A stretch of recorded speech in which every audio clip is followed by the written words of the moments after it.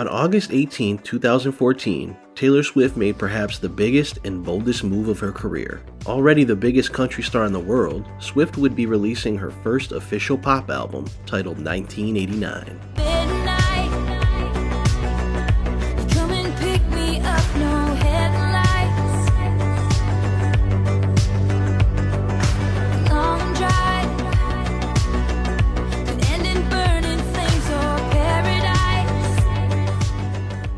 The album would arrive that October, selling well over 1.2 million copies in its first week, making Swift the first artist to have 3 albums sell more than 1 million copies during their initial week of release. I've been writing songs since I was 12 years old, and with every album, they've changed. 1989 is my favorite by far, so I'm really happy that's the one that people like the most. That's really convenient for me. I wish you would come back. Wish I never hung up the phone like I did. Wish you knew that I'd never forget you as long as I live.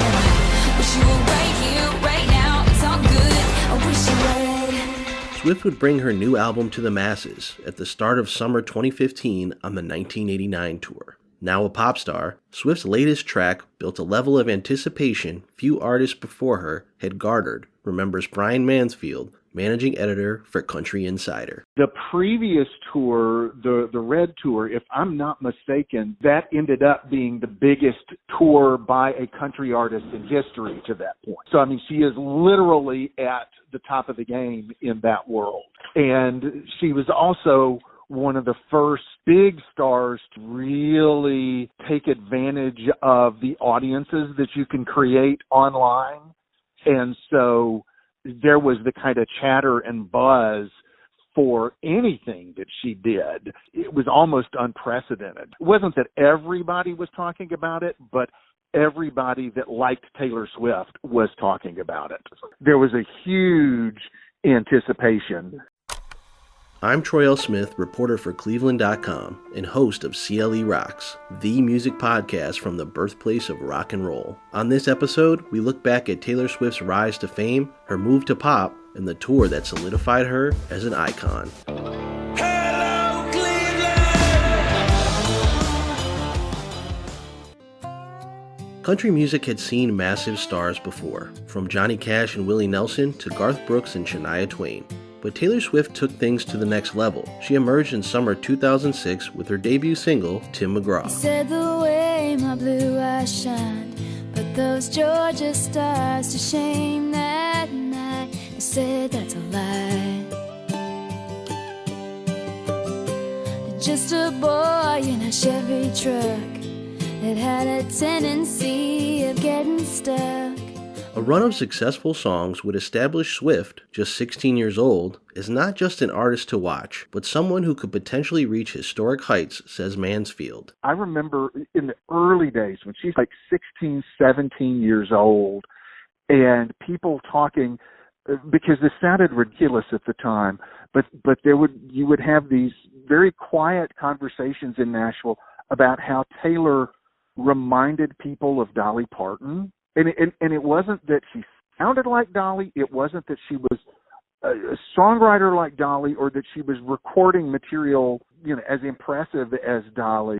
But there was something about the way that she carried herself and the way that she approached the business end of things that made people think this must have been what it was like to see Dolly Parton at 16 or 17 years old, just because she was so on the ball. And you didn't want to say that because that sounded like blasphemy.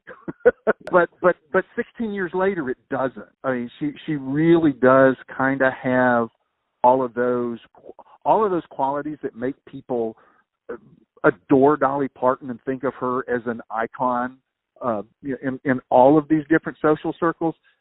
Taylor has those same qualities. Swift's reign atop country music took hold in 2008 with the release of Fearless. Swift's sophomore album would sell more than 3 million copies in its first year of release, with 13 of its tracks landing in the top 40 on the Billboard chart.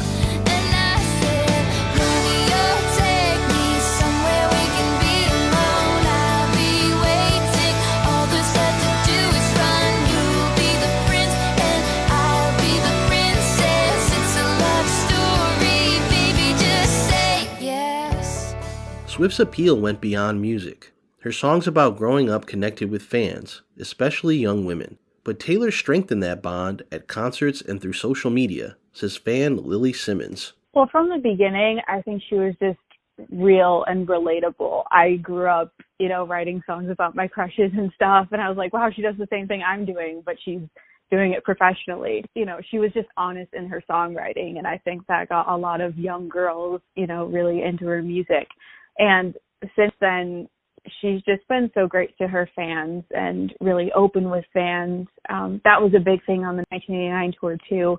Before she did the song Clean, she had a little speech, and she just talked about, tough times and getting through them. And she's always vulnerable with fans. And I think that's a big part of why people who didn't listen to pop music wanted to stick with her, because she was so open with us, and she makes you feel like she's your friend, even though you've never met her. Taking things further at live shows, Swift would host fan experiences known as tea parties, where a few selected attendees would be invited backstage to meet the country star. Akron resident Amy Cullen attended one such tea party during the Speak Now tour in 2011. We went and found her mom in the sound booth, and we took pictures, and we were just talking to her, and we're like, we have this gift for Taylor. We would really love to give it to her. And her mom's like, I'll see what we can do. And we went back to our seats, and 5 minutes later, somebody came and said, Miss Swift would like to invite you to the tea party after the show, and they gave us wristbands, and we started sobbing. And when everybody cleared out, we met in a corner in the arena, and they walked us back. We hung out in this room until she came back, and she walked around and just met everybody and took pictures and talked with each group for 10 to 15 minutes. It was the most crazy thing that's ever happened. She's introducing herself she's not the biggest person in the world. She's like, hey, I'm Taylor, just so chill and relatable. And she's just so cool. And she wasn't rushing around to take pictures or to get to the next person. She made you feel like you were the only people there that she wanted to talk to.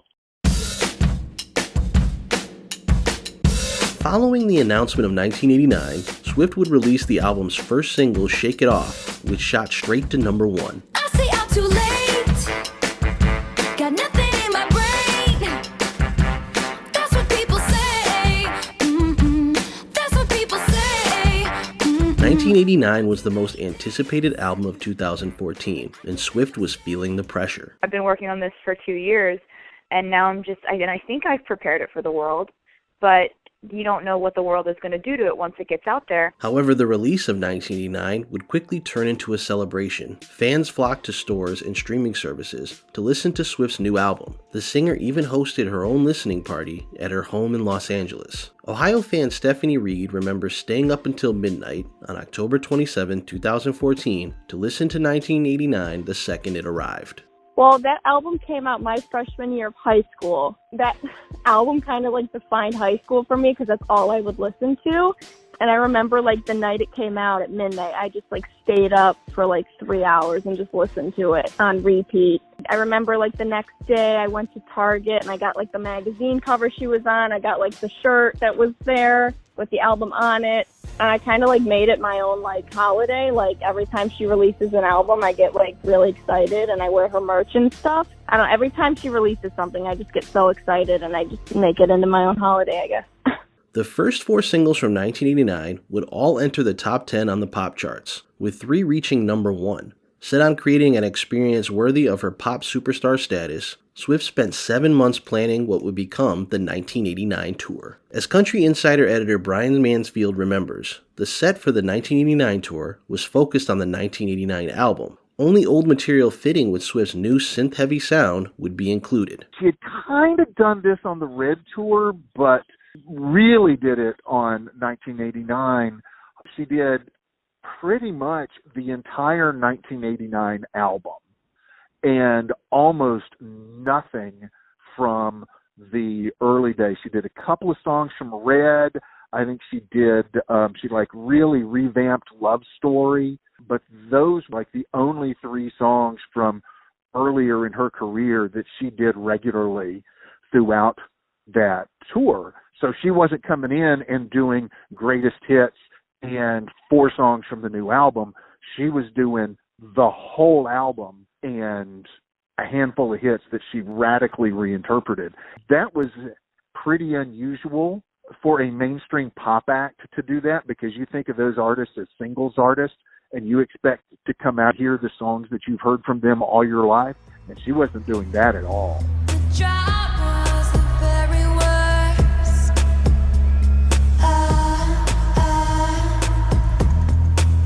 When the flowers that we'd grown together died of thirst. She was really playing to her hardcore fan base.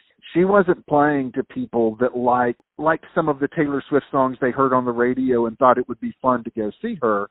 She was playing to the people that wanted to make sure that at some point they heard every song she had ever performed or she had ever recorded in concert. I remember thinking it reminded me more of what like a Neil Young might do, where he's playing to the fan base, and so he comes out and he does the songs that he wants to do, even if they're not necessarily the songs that the casual fan might expect.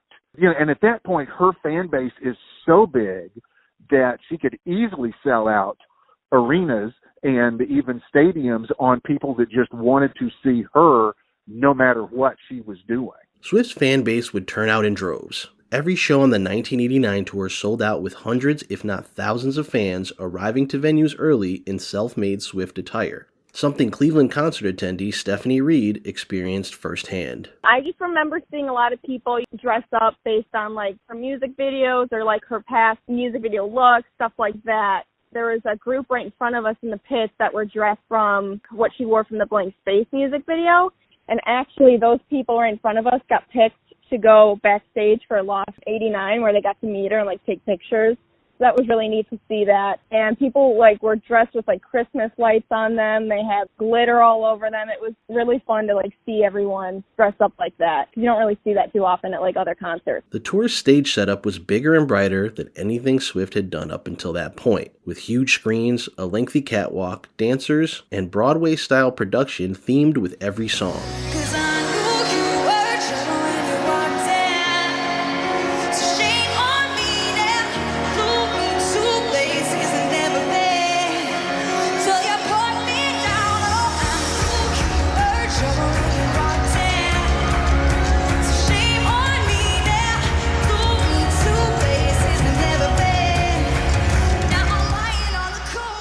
Each attendee was gifted a light-up bracelet synced with music at the concert. Those same bracelets would wind up aiding a group of fans leaving a show in Louisiana when the driver fell asleep, causing the car to crash on the side of the road. The driver was knocked unconscious, and the passengers were trapped inside. The second night of the tour, somebody, I think it was 3 girls, on their way back home, they ran off the road down in a ditch where they couldn't be seen. And one of them was hurt pretty badly. Their phones were dead. And they realized that if you like smack those bracelets on something, like a window, they would light up. So they started using those bracelets as like makeshift emergency flares. Somebody saw those glowing down in the ditch and got them out. And it probably saved that girl's life. Each show on the 1989 tour would begin the same way, with the sounds of Welcome to New York and a massive roar from the crowd. She popped out of the stage and everyone went crazy. Everyone was screaming for like the first 10 minutes of the show, and then like all like the bracelet lights were like flickering, and it's so perfect how she's able to take whatever song it is and make it an opening. She would say, tonight we might be in beautiful Cleveland, Ohio, but tonight our story starts in New York. Walking through a crowd, the village is aglow. Kaleidoscope of loud heartbeats and the coats. Everybody here wanted something more. Searching for a sound we hadn't heard before. Then it said, welcome to New York. Swift's set transitioned seamlessly from song to song, with a full-blown stage productions paired with the songs from 1989 while mixing in revamped versions of older hits like I Knew You Were Trouble, Love Story, and We Are Never Ever Getting Back Together. I remember when we broke up, the first time saying this is it, I've had enough. 'Cause like we hadn't seen each other in a month when you said you needed space. Throughout the set, Swift would change in and out of 9 stunning outfits. I love costume changes. I think that any element of theater you can put into a show, any element of drama, or, surprise. I think that costumes really add to that element. But the outfits weren't the only jaw-dropping aspects of the show. The catwalk that stretched from one end of the arena to the other would rise up and rotate, giving every fan in attendance an up-close view of Swift. That was the best part because really at some point everybody had the best seat in the house. And like there was a moment where she gets so close to you and it was like I could swear she looked right at me. She probably didn't. There were hundreds of people in my section, but she really made it feel, at least for a moment, like you were front row at that show. Each night would conclude with a mashup of Enchanted and Wildest Dream that would inspire an epic sing-along. He said, let's get out of this town, drive out of the city, away from the crowds. I thought heaven can't help me now, nothing lasts forever. But this is gonna take me down, he's on top, into his head. He's so high, but he does it so well. I can see the end as it begins. My one condition is followed by a bombastic closing version of Out of the Woods.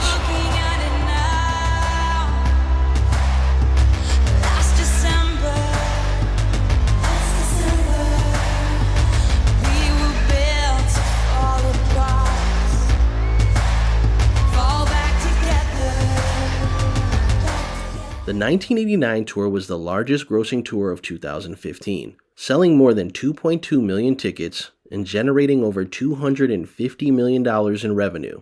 Swift would go on to bigger things, most notably the 2017 album Reputation and its corresponding stadium tour, before dialing her sound back a bit on recent albums like Lover and 2020's Folklore. But 1989 marks a moment in time when the biggest country star on the planet became a pop star of the highest order. It's just crazy because I feel like every album or thing she does, she like gains more attraction and fans. It's just crazy to like see her playing at like a huge stadium with way more people. I remember like seeing pictures of her, like she used to open up for the Rascal Flatts and country artists like that, and now has a sold out like stadium tour. Like that's just so insane to see. Thank you for listening to this episode of CLE Rocks. For more, visit our pages on Apple, Spotify, Acast, or your favorite podcasting platform. And please, leave a review. Thanks to everyone who participated in this podcast, especially the Swifties. I'm Troy Smith with cleveland.com. Until next time.